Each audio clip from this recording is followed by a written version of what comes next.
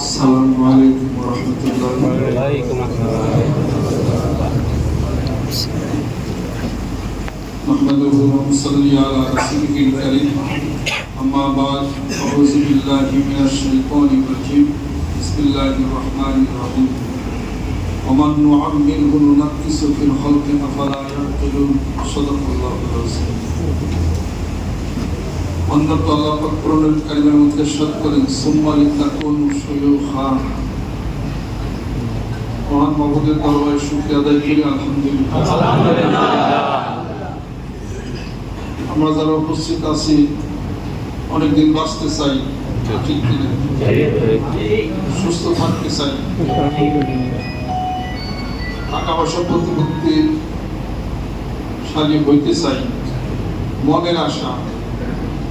কর্ম কিভাবে অনেকেই জানে। মানুষ অসুস্থ হয় তিন কারণে। একটা হলো তার খাওয়া দাওয়ার মেনু ঠিক নাই, এক নম্বর। দ্বিতীয় নম্বর, তার জীবন চলার পদ্ধতিটা ঠিক নাই। তিন নম্বর, তার নেকের আমল খুব কম। গুনার আমলে মানুষের হায়াত কমে, নেকের আমলে হায়াত বাড়ে। কিছু কিছু খাবার খেলে মানুষ অসুস্থ হয়, হায়াত কমে। কিছু খাবার পরিবর্তন করলে মানুষ সুস্থ হয়, হায়াত বাড়ে। আর জীবন চলার পদ্ধতিটা ঠিক নাই।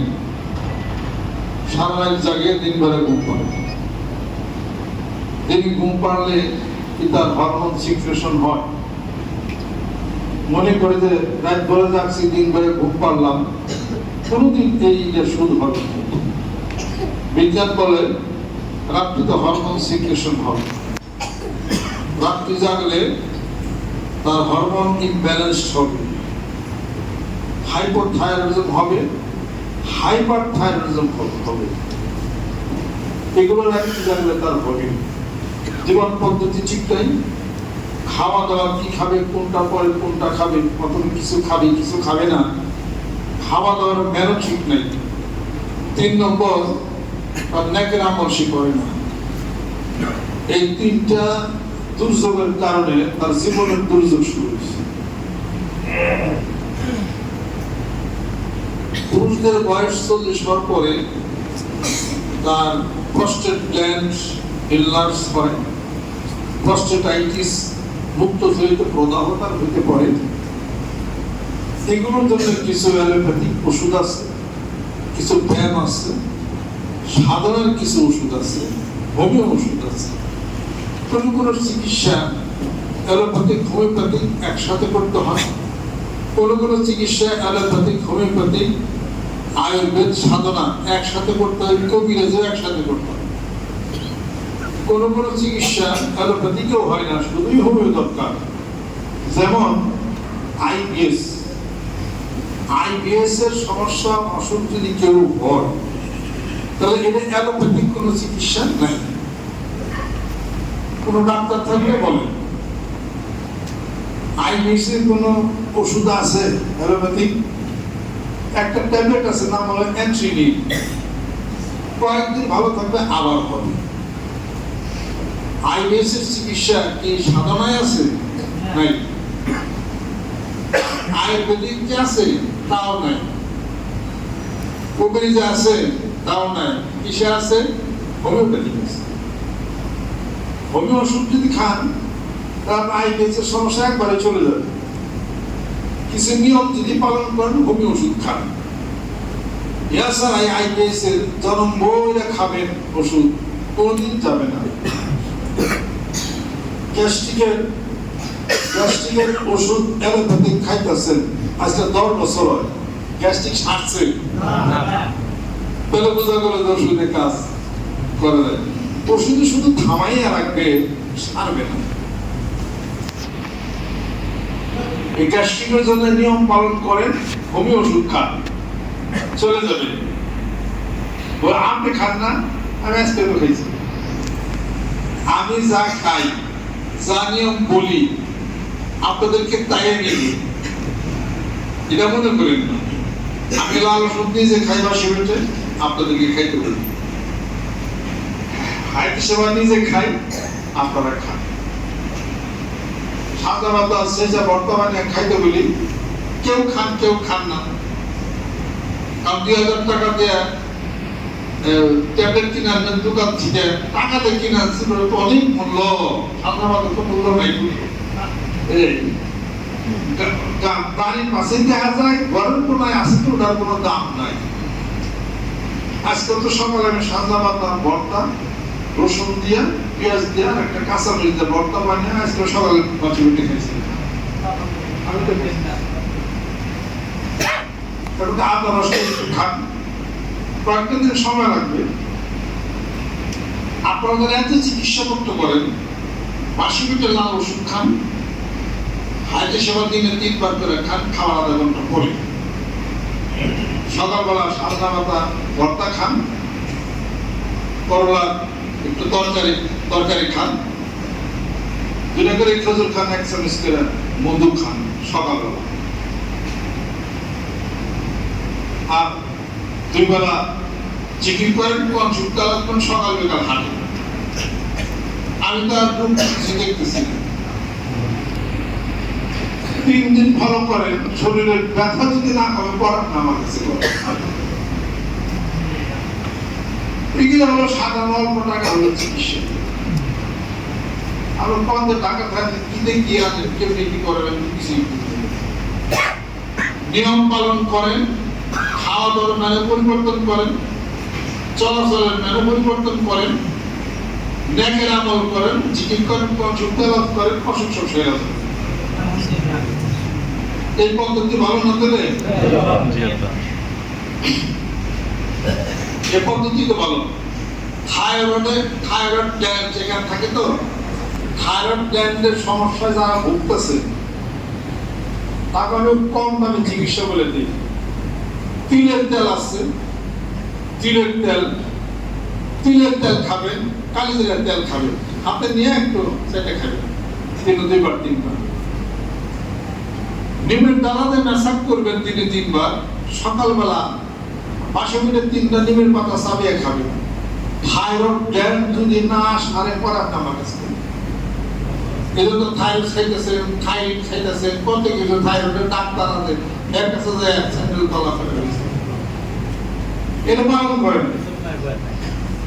আর সকালবেলা বাসি পেটে 2 ঘন্টা কাঁচা লেবু খাবেন, সকাল বিকাল হাঁটবেন। এই থাইরয়েড ভালো হয় কিনা? এখানে তো থাইরয়েড গ্ল্যান্ড এখানে থাকে, আর বড় হয়ে যাওয়ার সময় ক্যান্সার হয়, সেরে যাবে ইনশাআল্লাহ। তিলের তেল খাবেন দিনে 2 বার, 10 ফেব্রুয়ারি কালিজিরার তেল দিনে 2 বার করে খাবেন। নিমের ডালাতে ম্যাসাজ করবেন, নিমের ডালে ম্যাসাজ করবেন। সকালবেলা 5 মিনিট 2 ঘন্টা কাঁচা লেবু খাবেন। সেই মেয়েদের থাইরয়েডের সমস্যা এবং পেটে যদি এটা কনসেপ্ট থাকে, গর্ভবতী থাকে, তাহলে অবশ্যই সে কাঁচা লেবু খাবে না। কথাকে বুঝে পারছি? যে মেয়েদের পেটে কি করছে, কনসেপ্ট করছে, তারা লাল ওষুধ হায়াতে সেবা তারা খাবে না। দুধ বাধ্য সবজি কলা খাবেন, শিং মাছ কাঁচকলা খাবেন, রেস্টে থাকবে, নড়াচড়া করবে না 3 মাস 4 মাস পর্যন্ত। 5 মাসের পরে নড়াচড়া হিসাব পত্র করে মেয়েদেরকে চলতে হয়। কেন চলতে হয়? আজকালকার বাজারে যে সমস্ত মেডিসিন বের হয়েছে, আমাদের দেশের মেয়েরা সেটা খাওয়ার পরে তাদের সন্তান ধারণের ক্ষমতাটা তারা হারিয়ে ফেলতেছে। যদিও সন্তান ধারণ হয়, থাকতে চাচ্ছে না, অতএব রেস্টের দরকার এবং প্রয়োজন ছিল। এটা দুধ বাধ্য সবজি কলা দেখাবে, রেস্টে থাকবে, নড়াচড়া তারা করবে না, লাল ওষুধ খাইতে খাবে না, আদা খাবে না, কাঁচা লেবু খাবে না। কথা বুঝে পারছি? এগুলো মেয়েদের হলো, মেয়েদের ব্যাপারগুলো কিন্তু আমার আলাদা। রাত্রিতে 1/2 কাপ পানির সাথে কতগুলো মৌরি, মিষ্টি সস, মৌরি 4-5টা লবঙ্গ দানা, 4-5টা গোলমরিচ, আর 4 চামচের 1/2 চামচ হলো মেথি, 1/2 কাপ পানির মধ্যে ভিজাই রাখবেন। সকালবেলা বাসি পেটে খাইবেন, পাইপ খেয়ে ফেলবেন। বাসি পেটে খাবেন, পানিটা খেয়ে ফেলবেন। আর এক কাপ পানির মধ্যে একটা হোট থেকে আমলকি বহারা 3টা ভিজিয়ে রাখবেন, 3-4 খন্ড করে 5-6 খন্ড করে ভিজিয়ে রাখবেন। পানিটা লাল হয়ে যাবে, এক গ্লাস পানির মধ্যে ভিজিয়ে রাখবেন, লাল হয়ে যাবে, বাসি পেটে ওটাও খেয়ে ফেলবেন। এরপরে দেশি কচুর লতি খাবে, কচু পাতা ভর্তা খাবে, সাধারণ নিয়মের মধ্যে চলে যাবে। আর ইকাল ক্যাপসুল সকাল একটা বিকাল একটা খাবেন, রাত্রিতে একটা সিনারন ট্যাবলেট খাবেন। আর কিছু সুরমা রাত্রিতে সুরমা দিবেন, রাত্রিতে সুরমা চোখে দিবেন। আর এই আমল করবেন, মা হাবান হাবিবি অকুরা বলে চোখে ফুট দিবেন, চোখ সারাতাল ভালো হয়ে যাবে। চশমানের দ্বারা চশমা নিতে হবে না। আমার তো বয়সজনিত কারণে শর্ট ভিশন, আমার একটু চোখে চাপ লাগে, দেখে আমি চশমা চোখে চোখে সেভ হয়ে যায় সুবিধার জন্য। আমাকে চোখ খারাপ হয়ে গেলে চশমা দিয়ে দিই, তা তো না। মান হাবানিয়া হাবিবি অপূর্বত আইনি কোরআন শরীফ সূরা নূরের 35 নম্বর আয়াত করবেন, পাঁচটা যদি একসাথে অ্যাপ্লাই করবেন। আল্লাহু নূরুস সামাওয়াত, সূরা নূরের 35 নম্বর আয়াত করবেন, ইনশাআল্লাহ তার বাকি জীবন সব কিছু হবে। আর যারা জিকির করেন, আপনি তো সাধনা করেন, তারা দুধ খাওয়া বাদ দেন কেন? দুধ কিন্তু একটা সাধনার জগতের প্রতীক।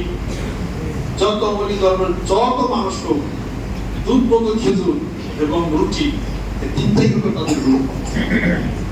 দুধ, মধু, খেজুর, রুটি, এটাই হলো আপনাদের যারা এই জগতে যারা বিচার করেন, তাদের জন্য এটাই হলো খাবার। রোজাই থাকবেন, সারাদিন রোজাই থাকবেন, একটু খালি খাইবেন,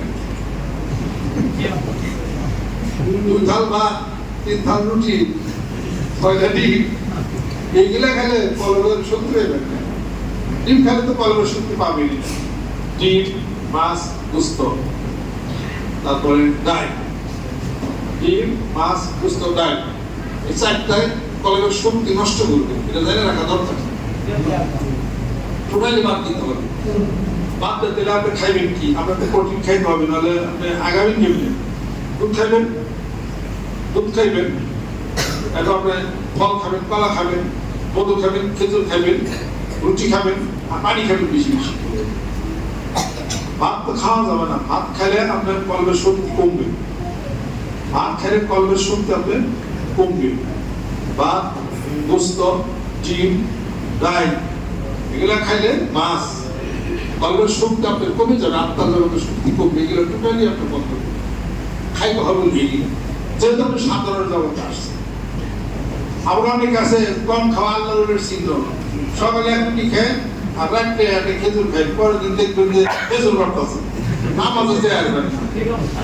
আল্লাহ বলবে এবার যে নামাজে যেতে আবার সাধারণ, আপনাকে তো নামাজ আদায় করতে হবে, 5 ওয়াক্ত নামাজ পড়তে হবে, এনার্জি তো লাগবে। ইবাদত করবেন কেমনি করে?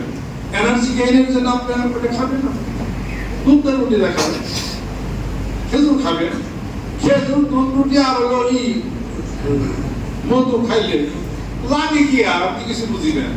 দুধের সকল প্রকার ভিটামিন, খেজুর প্রচুর প্রোটিন, দুধ খাইবেন, তারপরে মধু খাইবেন, মধুর ক্যালসিয়াম, অ্যান্টিঅক্সিডেন্ট প্রচুর পরিমাণ রয়ে গেছে। ঠান্ডা লেগে এসে দুর্বল হয়েছে, নিয়মিত খান, রোজাই থাকবেন, তার মধ্যে এই 3টা খাইবেন, এটার উপর আল্লাহ বলছেন আমার বান্দার অধিকার এতটুকু, সে মেরুদণ্ডটা সোজা করতে পারে এই পরিমাণ আর সে করবে। মানে মেরুদণ্ডটা একবারে খিদায় বইয়ে গেছে, পেট ভেঙে গেছে, কিছু খায়া শরীরটা সোজা হয়ে যাবে, ওইটুক খাবেন। বলবেন যে আপনি তো বক্তৃতা দিতেছেন, সবে তো যান না, এই ক্ষেত্র নিরান না, বুঝেন না ঠেলাটা কি করবা, ঠিকাটা চালা, আপনার কিছু বুঝে এই কথা বেশি। আপনার মতো 3 থাল ভাতের মধ্যে কোনো শক্তি নেই। আপনি রিক্সা চালান, আপনি এখানে কাম করেন, রুটি খান, রুটিতে ফাইবার আছে, তারা খেতে কাম করে, তারা কি ফাইবার বুঝে? তারপর 3 থাল ভাতের মধ্যে তারা বুঝে, ভাত খাইতে তারা অকালে মরতে হবে। 4টা রুটিতে যে শক্তি হবে, আপনার 10 থাল ভাত খেলে সে শক্তি পাবেন। 4টা রুটি খাবেন, 1 গ্লাস দুধ খাবেন, একটু পানি খাবেন, যেটা খেজুর খাবে যেটা আপনার হয়ে যাবে পাইগিলা কিনুন কোন জাত থেকে একটা না বেশ ভালো কথা আপনার হাসপাতাল নিয়ে আসে সেদিনকে 6,000 টাকা গেল উল্টা বেঁচেলেন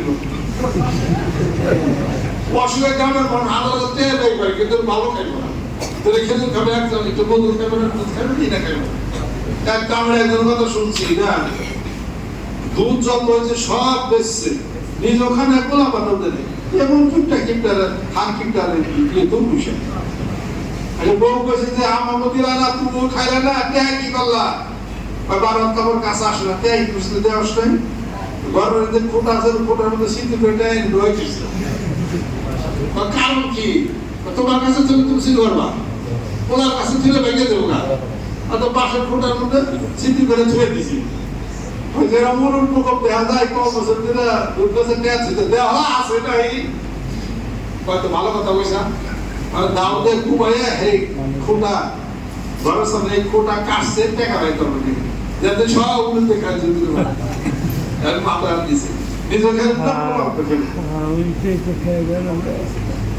এগুলো হলো তাদের হলো স্বভাব এগুলা আসলে কিছুই না একটু মধু খাক রুটি খাক কি খাক ভাত খাক কিছু সব রিক্সা চালা কোনো ব্যাপার না একটা বড় কলা সাগর কলা খাবে দুইটা রুটি খাবে একটা সাগর কলা খাবে এক চামচ মধু খাবে দুইটা খেজুর খাবে একটা রিক্সা চালাবে সারাদিন রিক্সা চালাবে আর যে ভাত খাবে 3 থাল ভাত খাওয়া লাগবে বসাতে পারবে ওইটা ফাইবার যুক্ত অনেকক্ষণ পেলে থাকবে এনার্জি যাবে ফলও ফাইবার যুক্ত যেটা অনেকক্ষণ পেলে থাকবে শক্তি যোগাবে উগিলা খায় না তারা করে কি 2 থাল ভাত খায় ডাল ভাত দিলে পেটটা খুব আহা বসা তখন তো হাসছে শুধু এই জন্য এনার্জি পাবে না বরং এই কলাতে হলে এনার্জি হলো বেশি সুবহানাল্লাহ পরীক্ষা করে দেয় না আশা করতে রুটি খান একটা সাগর খান এক চামচ মধু খান দুটো খেজুর খান আমার কথা পরীক্ষা করে দেয় এরপরে কোদাল না লাগে যাচ্ছে তাদের রোজাই থাকতে হবে কিছু খাইতে হবে সকালে ইফতার দুপুরে ইফতার সন্ধ্যায় ইফতার কখন পর ইফতার করবে এই কিছু কিছু খাইতে কিছু খেতে থাকবো দিলে বাইর করে খাই এক আল্লাহর তো তার তহবিলের মধ্যে থাকতো বিশ্বনাথ রহমান লেখা থাকতো যখন খিদা রাখতো বিশ্বনাথ রহমান মুখে দেখে সুইসে আবার খেয়ে দিত সারাদিন আর খিদা রাখতো তার বন্ধু কিছু চাইতেছে বা আমরা সারাদিন ধরে ঘুরে ঘুরে তো আপনার কিছু আমার তো জীবনটা সারা খাইবেন না কেমনি কেমনি গিয়ে আপনি খাইতেছি কি খান দেখা যায় তহবিল নিয়ে বিশ্বনাথ রহমান লেখা মন্দিরে সুফল দিয়ে ছেড়ে দিতেছে ওইখানে খাবা আমার বাসে কত ইমান কো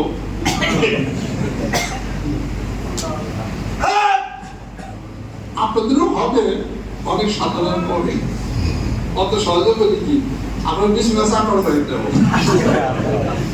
রাতের পড়াশোনা বিশ্বনাথ সাইডে পড়াশোনা পৃষ্ঠপতি আনবে পড়া খিদা চাই খিদা লাগে পড়াশোনা দেখে যাবে ভাববেন বিশ্বনাথ আপনি বিশ্বনাথ খাই হয়েছি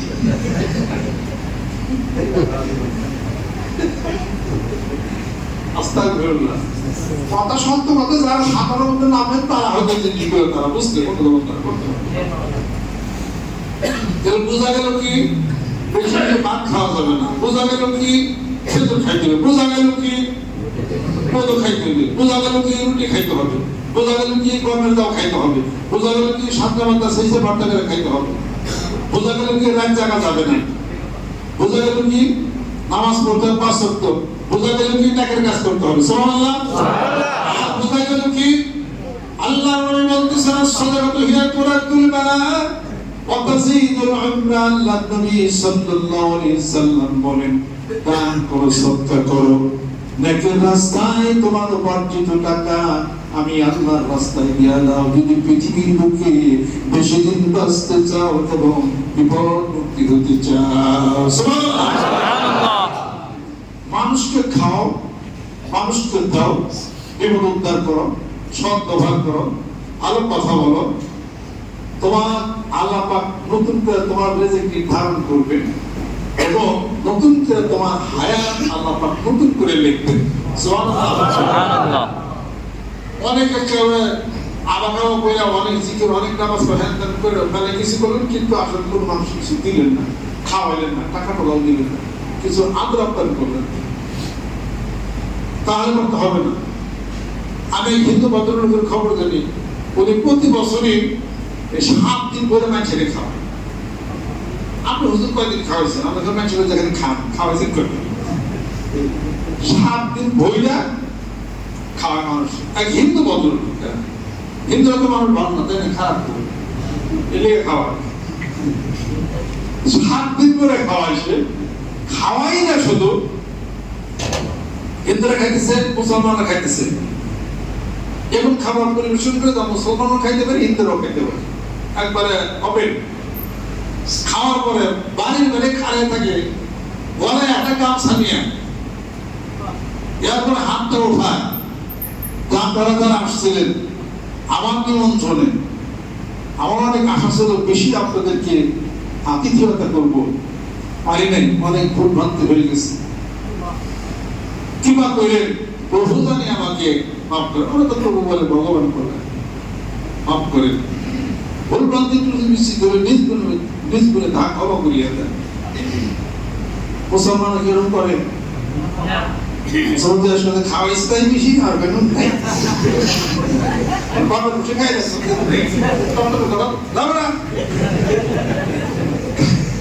খাওয়াইলেও আবার ওটা স্যাঙ্গে নিয়ে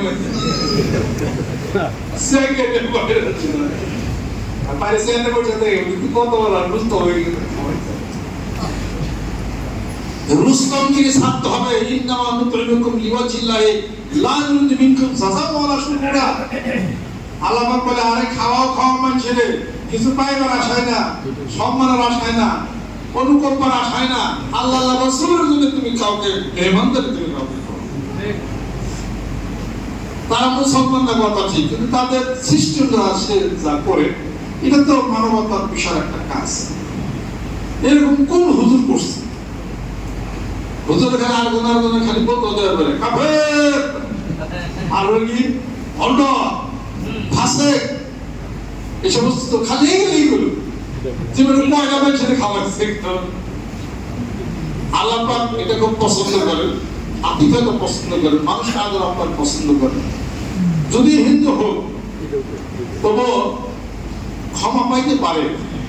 তার কারণ কি? হুজ্জাতুল বালিগের মধ্যে দেখেন তাদের একটা বিশ্বাস আছে। কি বিশ্বাস?